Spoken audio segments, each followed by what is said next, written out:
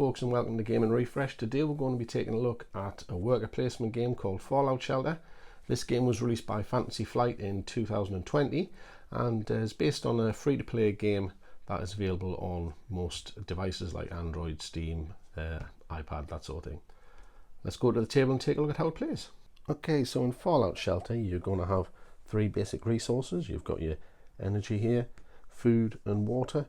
They're going to be used to help you activate certain worker placement slots. So on each turn within Fallout Shelter, people are going to take turns in activating their workers, and they will place them on one of the worker placement spots higher up on the board here. And these worker placement slots have got various activation costs. So we can see here in red the activation cost: spend 2 water if you put a worker there, and you get to recycle all of the items and draw an item. Another one here, you get to spend a water, a food, and you get to make your meeple unconscious so that you can recruit another worker for a future turn. Items at the top row there can be drafted via the different worker placement slots, and other worker placement slots can be purchased to be used on future turns. The top row is set up at the start of the game. Each of the subsequent rows are owned by each of the players, and they build them out by buying some of the other slots that are available within the game. So we can see that there are plenty of types of spots to choose from.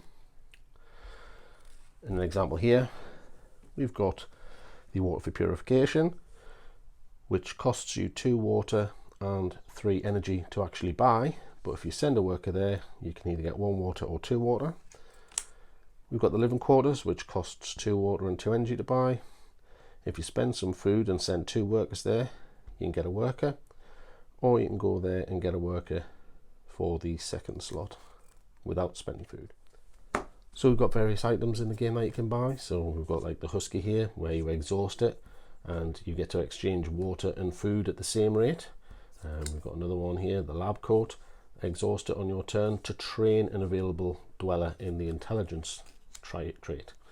So training is on your card here. So when you train a worker, you put him on the relevant space. So I, for example, if he's intelligence, P for different types of things.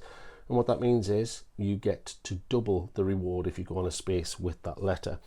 So in the example of the water treatment plant here, we can see that if we put a P worker on there, we would get 2 of the activation things, not just 1. So there is a benefit to training your workers so that you get more resources back. The twist to this game is going to be the monsters that come out. So these monsters will go in rooms, and we can see there they have a transparency and they'll cover that worker spot. So you're not going to be able to go there until you get rid of that monster. And there are various different types of monsters, and we can see that when you get rid of the monsters, they themselves will have bonuses as well. And we can see that if you send a worker that is trained in either A or E in these cases, you're going to get double the reward shown at the top of the card. Now the way you fight monsters is by rolling 2 dice. If you roll the number greater than or equal to that is on there, then you're going to defeat it. You can modify that with using items. So we can see here this missile launcher. If we exhaust that after fighting, we get to reroll both the dice and we have to use the new result. There are other items in the item deck which let you add to the roll. So we can see here, exhaust before fighting to add 2 to the dice result. So there are quite a few different ones there. So we've got the pistol, add 1. So they will help you through the fights. The game is going to end when the monster deck runs out, or if somebody has built all 6 of their rooms within their shelter, and then it's going to be a case of the person with the most victory points at the end wins. Victory points are these little smiley faces, and we can see there's various spots within the area which give you those victory points. So as you can see, it's a game that's between 2 and 4 players, and it says it plays in about 60 to 90 minutes, which is about right. We'll go through some of the positives and negatives that I thought about the game. So some of the positives are it's a decent entry-level worker placement game when all said and done. It teaches the basic mechanics of worker placement, so it lets you know how to activate spots on the board by moving your workers on there. It teaches trading resources in for other resources, and it also gives you that tactic of blocking spots for other players. So like I say, decent entry level, light worker placement game there. The theme comes through quite strong. You've got the enemies that you have to fight. You've got your survivors that you're trying to build up your water supplies, build up your food and your power supplies, and also expand your base as you go. So that's quite thematic there. The components are relatively good quality, especially those acetate transparent things that you can put on, which show the monsters. They're quite decent. The workers themselves could have done with being a little bit bigger. They are a little bit small and fiddly and do tend to fall over, but you know, it's functional, it's serviceable. Also, having to fight those monsters, that is a decent twist on the worker placement genre. It's something that is done in games like Champions of Midgard, where you're fighting monsters there. Midgard does it slightly better because there's a bit more tactic involved, but you know, it's a decent twist on the worker placement genre. Now the negatives, it is a bit of a pricey game. I mean, £40 is a lot for what you're getting here. I mean, it's an entry level game when all's said and done, and I think you can get much better worker placement games for that price. You know, you can get loads of Waterdeep, Stone Age, that sort of thing, and they're going to offer you a bit more of a meaty experience, and I would consider those still entry level as well, so it's a bit pricey.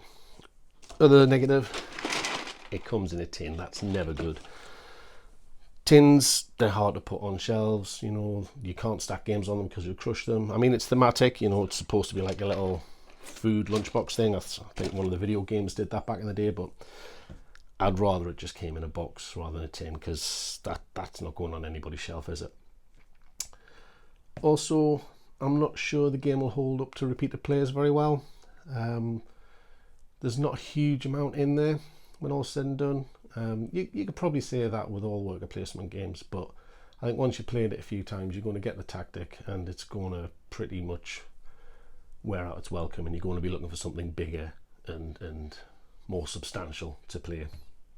I also think it suffers from a runaway winner. If on your first few turns you're not going out and getting those extra workers, then you are going to miss out. You know, you're only going to be taking 2 actions per round.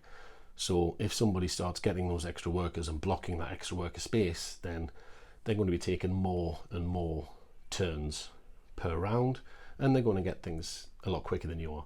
Likewise, those item cards, if you're not getting those item cards, you're going to find it a lot harder to do things. You know, there are item cards there which let you move things around.